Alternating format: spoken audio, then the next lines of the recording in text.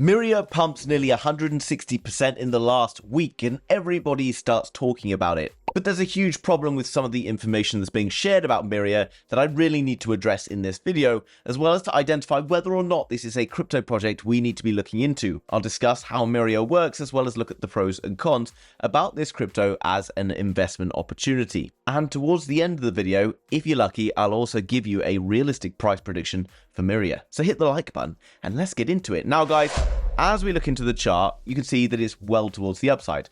Now, I spend a lot of time studying crypto projects and basically looking at different opportunities. And there are some crypto projects that I miss out on, and that's okay, because there's obviously so many out there, it's impossible to keep up with all of them. And now I'm seeing everyone talk about this project, obviously I'm interested to go and do some research on it. So first port of call is to jump over to the Myria website to understand a little bit more about what Myria is and how it works. Now, to the untrained eye, initially you will say that this looks very much like a GALA website, basically offering various different games, of which there are two, and a few other different bits and pieces. But Myria is not just a gaming platform, it is in fact a blockchain built on Ethereum. Now, Ethereum we know has its own issues. It's extremely slow and extremely expensive. However, it's very secure, and this is something that's essential. So Myria builds itself on Ethereum, it uses the security of the Ethereum network, and then it works another process into the mix where it introduces parallelized consensus sharding and the use of a direct acyclic graph, which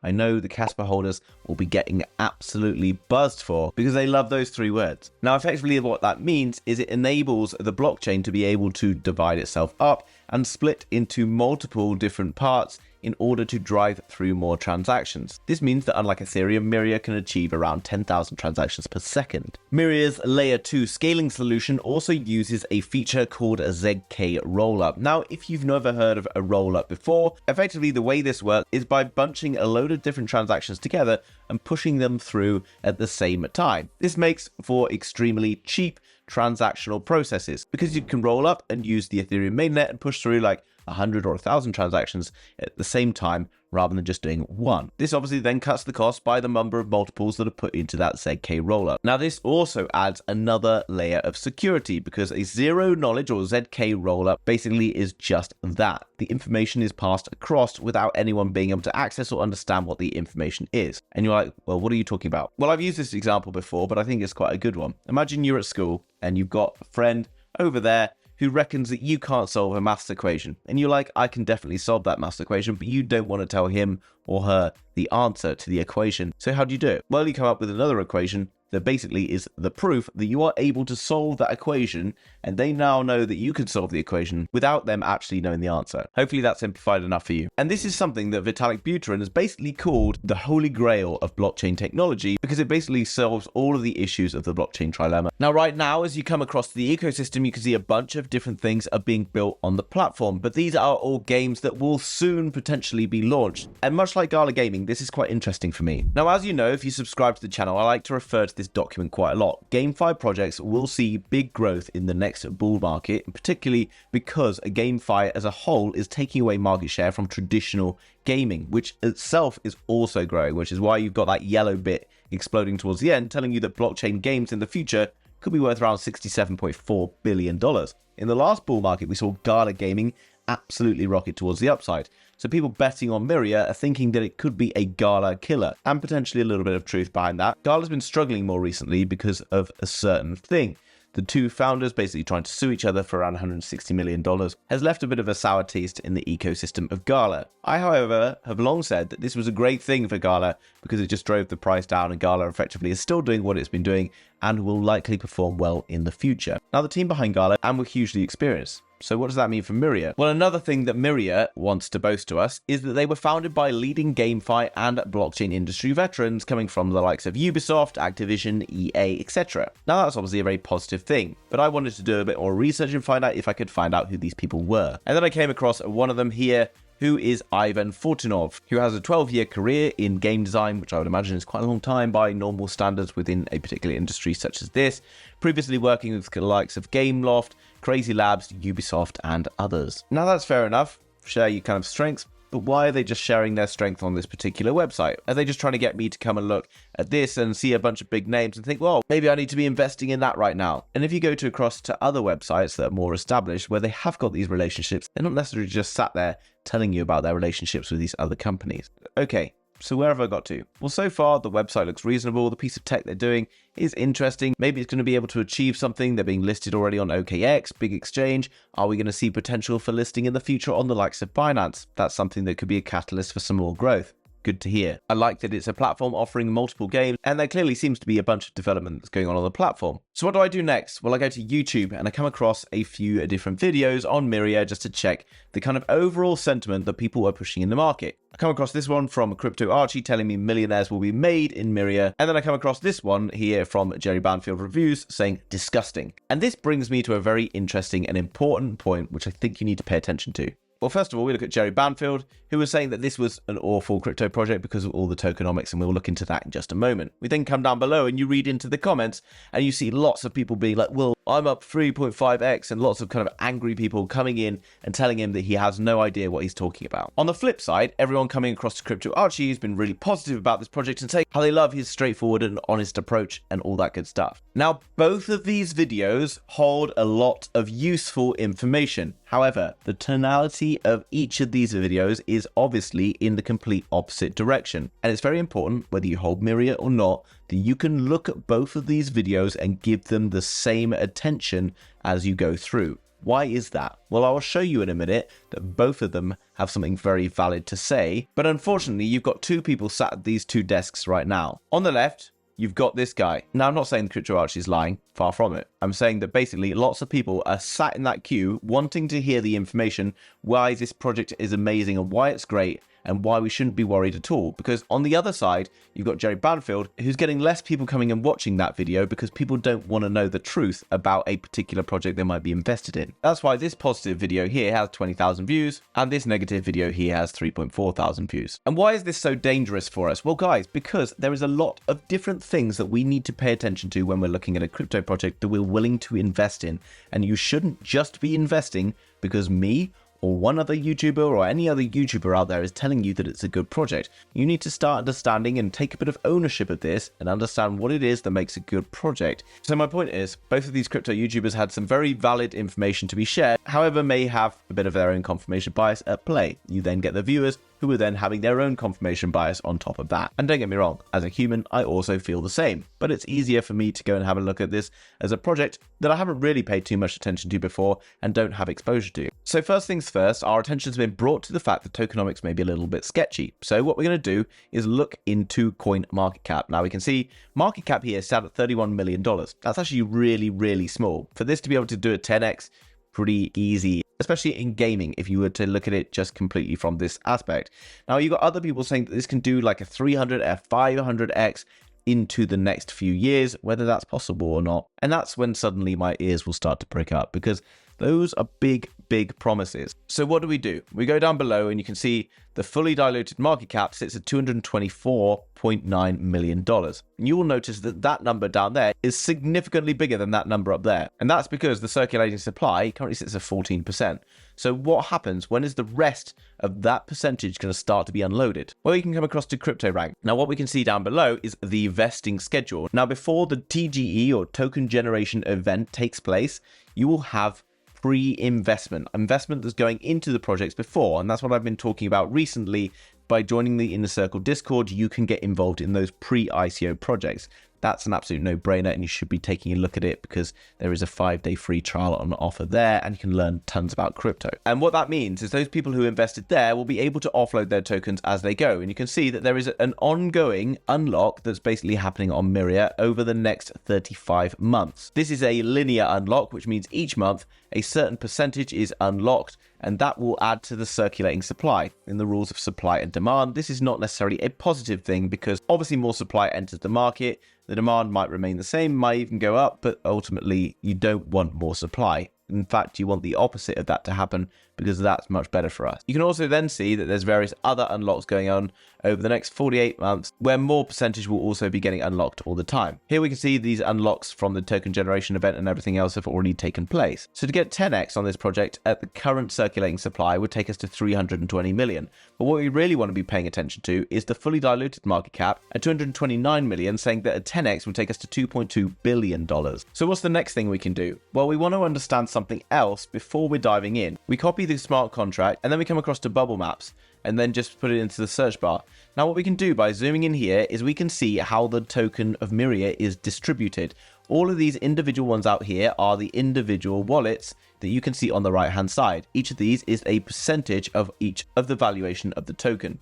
Now what we don't want to see in projects typically is lots of different wallets linked together, or any wallets that are holding a huge amount of the supply. And as you look in, you will see that some wallets here are holding a large percentage of the Myria tokens. There's also other kind of wallets that are all linked together like this. This shows something a little bit worrying, because if this project blows up, let's say 50x or whatever, do you not think that these wallets that are holding the majority of these crypto projects will start to take a bigger offload? And the problem is, if one person has the ability to control pretty much the entire market for this coin, you'll see price rally, they'll sell off, price will rally, they'll sell off, and just keep squashing the little wallets around, which are basically responsible for providing the liquidity to the big money in the middle. So that's something I don't really like. Then we can come across to June.com's token God mode. We can then just put in that address here. I'm just going to stick in 30 days. Make sure it's on Ethereum, hit enter, and then see what's basically going down with this token. I can see that there's 56 new wallets being created today, and there's 3,600 wallets in total, which is not necessarily massive, but it's a fairly new project.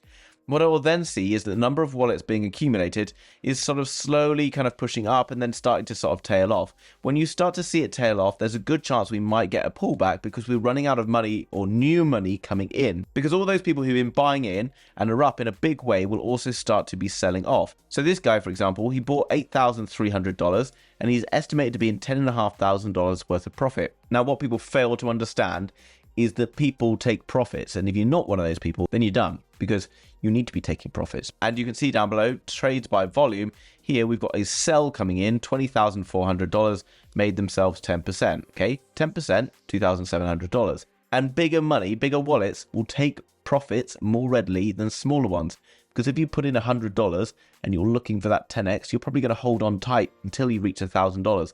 But if someone's put in $10,000 and they've hit like a 3x and they wake up one day to see 30 or 40 grand in their wallet, well, you can bet yourself they're going to start taking money out of it. And that's why smaller token holders always get screwed, because they're clinging on for dear life trying to make all the money in the world. But anyway, that's not necessarily too worrying. We're seeing new wallets being accumulated. That's a good thing. Okay, price is sort of increasing as new wallets come into the space. All happy days. Well, what else can we do? We can come across to dextools.io and we can come down and we can check the audit. Now, there is a concern here. You can see it's drawn attention to the fact that it is mintable, which means you can create more tokens. Already pretty worrying circulating supply, and then you go and throw on top the fact that you can mint more tokens.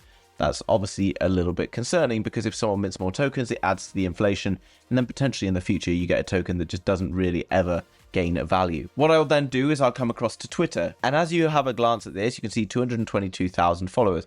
As you come down below, you can see that each of these different posts is getting quite a lot of views. Okay, it's getting retweeted a lot. There's some interaction that's going on here for sure, so that's a positive thing. People are kind of excited about what's going on with Myria. But then I did this. I took the username of Myria and put it into twitterscore.io, which you know I like to do. And on the surface, you can see that there's a bunch of different influencers following it. They have a bunch of different venture capital following it. Reasonable score at 32. Overall, that's pretty positive.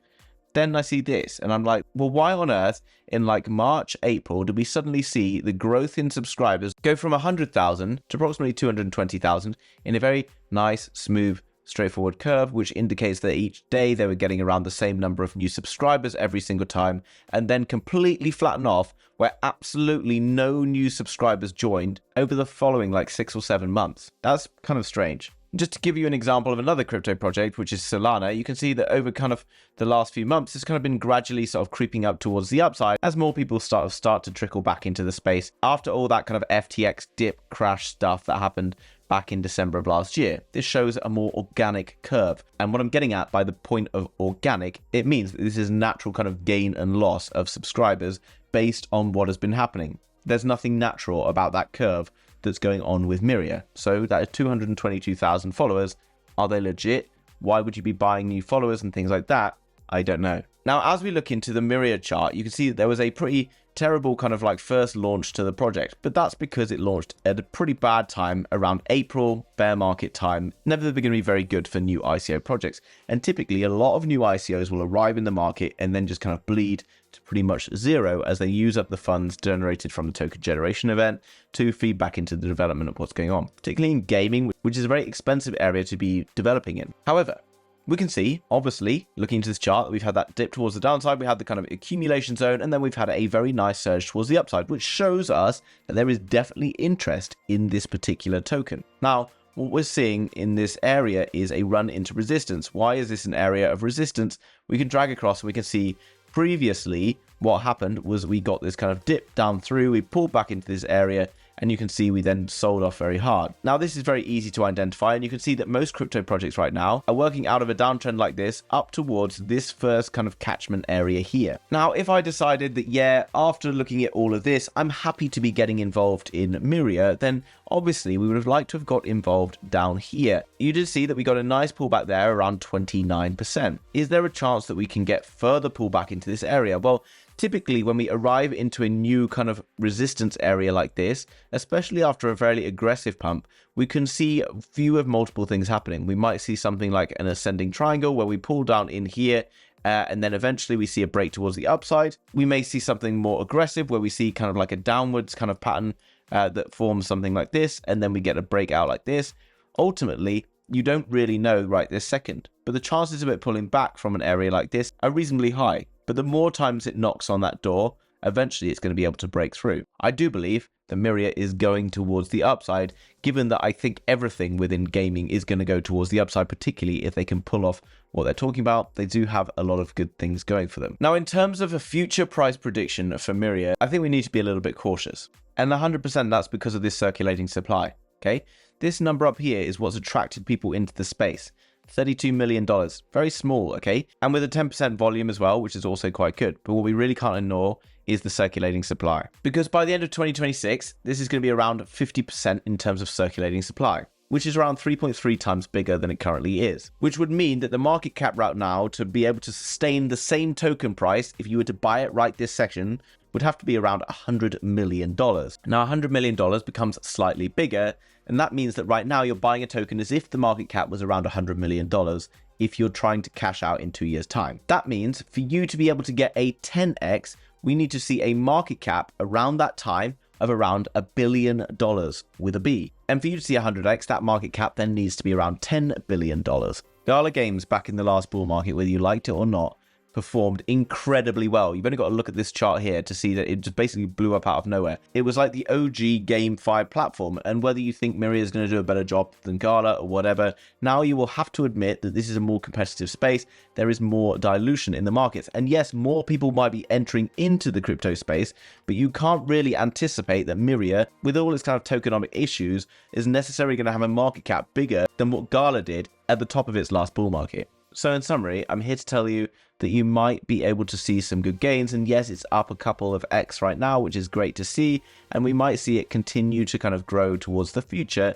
And I think it still probably might do quite well. Might be able to do a 20, maybe even a 30x if things go well. But I'm very cautious about people calling this a 300 or a 500x token. Happy to hear your thoughts down below in the comments. Now, if you're looking to buy Myria or any other crypto, then I highly recommend that you are storing it on a hardware wallet, such as this Decent wallet, which has a fingerprint scanner and is ultimately very cool. Not only that, but we are about to hit 50,000 subscribers on this channel. So if you are purchasing one of these wallets, then you'll qualify to be in with a chance of winning one of 3 prizes, one of which is going to be $500, the next of which will be $350, and the final one will be $150. This will be sent to you in the token of your choice to your brand new hardware wallet. Now, if you're concerned whether or not Decent will be able to support the coins that you want to hold, you only need to come to the supported coins list and search for them. You can see here we've got Myria, and you've got about 3,000 other tokens that are supported by this wallet. You don't even need a laptop to use this wallet. It's wire-free, works with Bluetooth, and it connects to either an iPhone or an Android device. As well as that, if you purchase a wallet before the 16th of November, you will also qualify for an Algorand airdrop,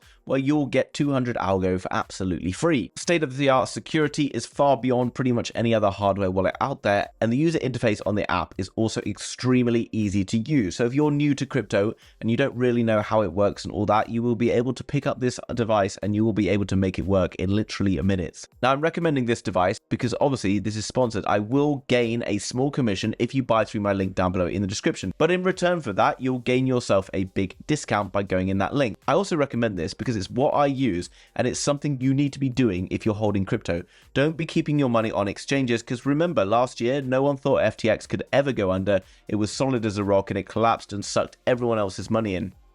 We saw other exchanges do the same. If you're serious about keeping crypto and being safe in crypto, you need to hold a hardware wallet. This is the one that I use. They also offer a card wallet which can be used for holding your favorite cryptos, NFTs, and so much more. Guys, I hope you enjoyed today's video. If you did, hit the like button. And if you want more honest reviews on your favorite cryptos, make sure you subscribe, and I'll see you in the very next video. Bye-bye.